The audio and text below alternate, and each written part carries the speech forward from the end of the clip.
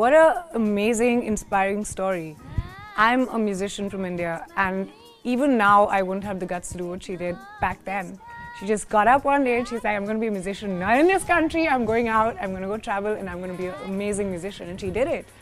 Even now, like when we talk about, okay, we should, we're doing well in the country, we should probably head out, and it's a scary thought.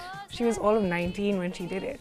My generation, to be in film or music business was not allowed. You were raised to graduate, do your education, and education was always, knowledge was always encouraged. And then you had an arranged marriage, and then you got married and you had children. That was the whole platform for a woman in those days. I was fortunate that my parents were very open-minded, and whenever I said I wanted to learn something, and it was knowledge, they would get the best teachers.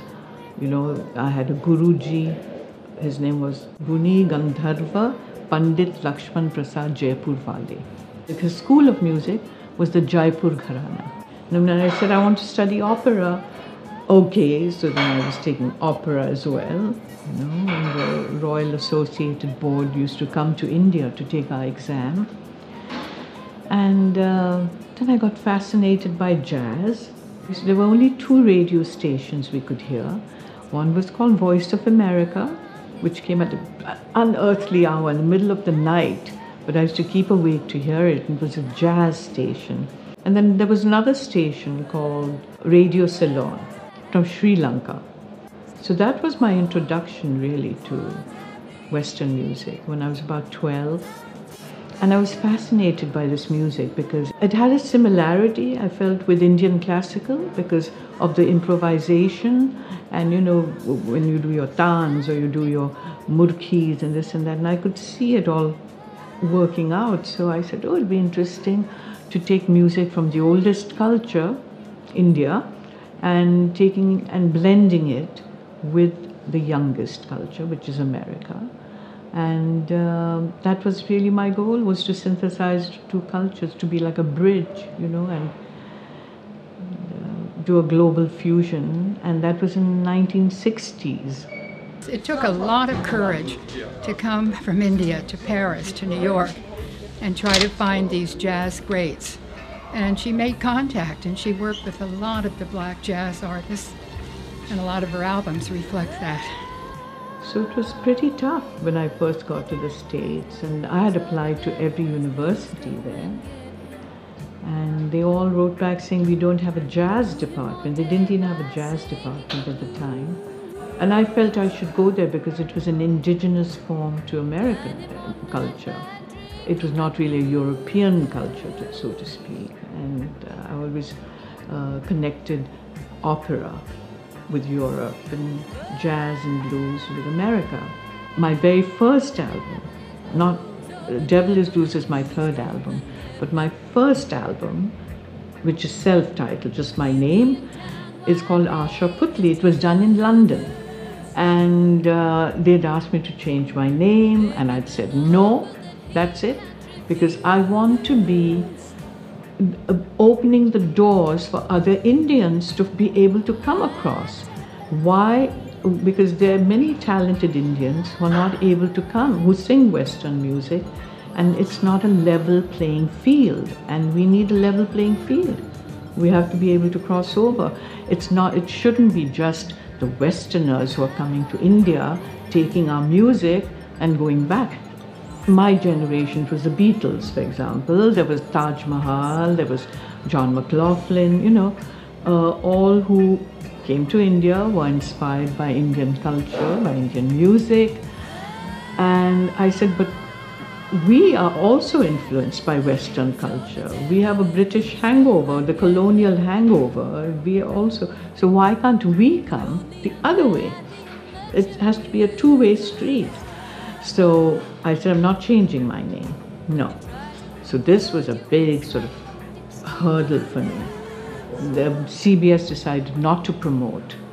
So anyway, the record, that first one, became a hit and worked in Germany. I admire a lot of things about her. Definitely her musicality and her voice, and the fact that she was brave enough to do all the things that she's done in her life, and against so many difficult circumstances and situations, she's done her own thing and stayed true to like who she is. That is definitely amazing. Musically, her albums are such an inspiration for me as a producer and a musician as well. So there's so much stuff to learn from listening to that music. Most people at my age, I think, are retiring or have retired already and not singing.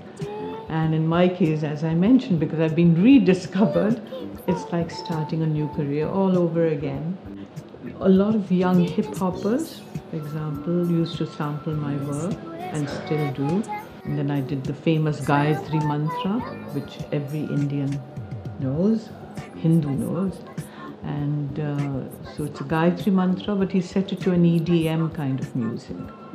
What it says about my music is that perhaps it was a little too ahead of its time, and that's why it's working now. She's an icon. What she did before many years was very modern, very different, and she's for sure a queen, and I have to learn so much from her, and I'm happy to be a part of her, especially here in Utrecht. The way she thinks, the way she sings, the way she is, the way she wears. She has a super taste and nobody can top her. She is timeless. My roots are Indian, my soul is Indian, my background, my childhood, my adulthood. I mean, almost till I was an adult when I left. Wearing a sari or not wearing a sari doesn't make me not an Indian.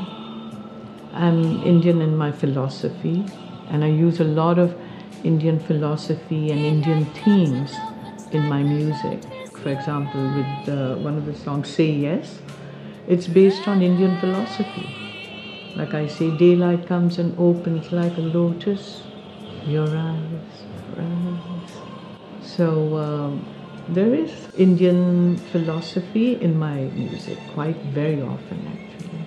I had to do it very subtly because if it was too Indian, it became ethnic.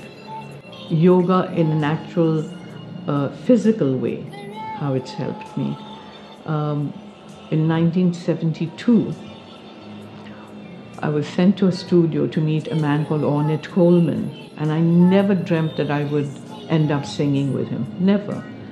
But this is how sometimes, you know, the universe sends you messages, and you have to be open to accept it and realize that your path is going to go in that direction.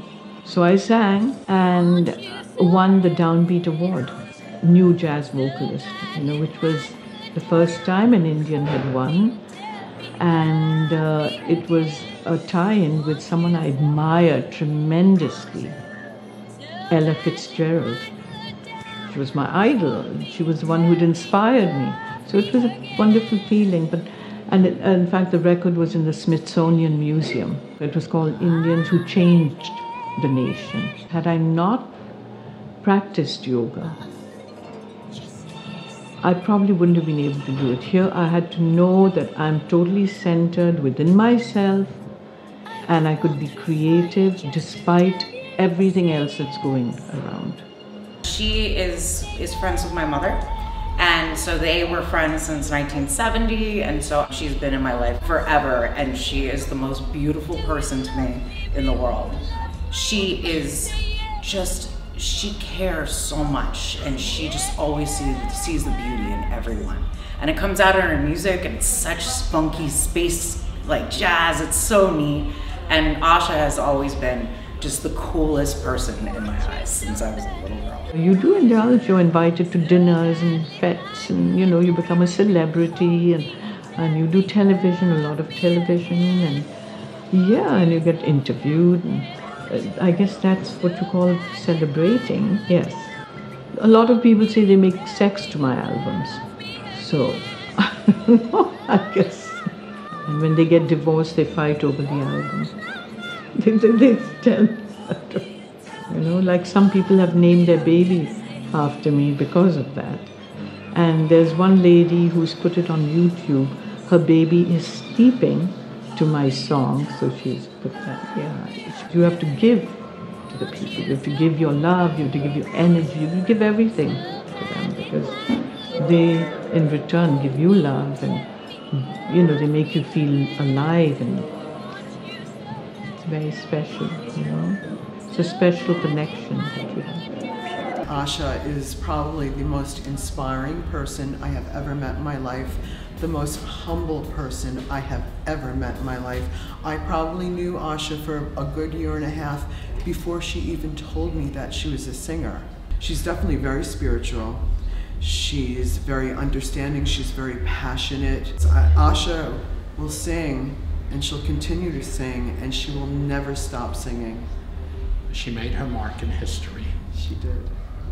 Thank you for coming into my dressing room. It's a good thing you didn't come too soon.